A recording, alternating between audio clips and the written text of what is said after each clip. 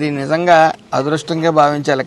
ఇక్కడ జనాలు ఊడిమూడి ప్రజలందరూ కూడా ఖచ్చితంగా అందరూ కూడా ఈ యొక్క స్క్రీనింగ్ టెస్ట్లు చేయించుకుని రోగ నిర్ధారణ అనేది జరిగిన తర్వాత ఏం చేయాలనేది వాళ్ళు సూచనలు ఇచ్చి వాళ్ళు ముందుకు తీసుకెళ్తారు.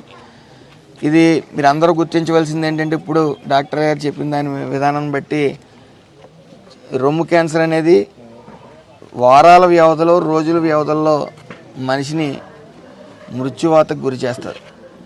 కాబట్టి మనం చాలా అప్రమత్తంగా ఉండాలి. ముఖ్యంగా హెరిడిటీ ద్వారా కూడా, ఈ యొక్క పెద్దల ద్వారా కూడా ఈ క్యాన్సర్ అనేది వస్తుంది. కాబట్టి వాళ్ళు వంతు వాళ్ళు కృషిగా కొన్ని ప్రాణాలను కాపాడాలి అనే గౌరవమైన డాక్టర్ వృత్తిలో ఉన్నారు. కాబట్టి వాళ్ళు కొన్ని ప్రాణాలు కాపాడాలనే తపంతో ఇవన్నీ తిరుగుతూ ఉన్నారు. మనం ఏదో వచ్చిందని వస్తుందేమో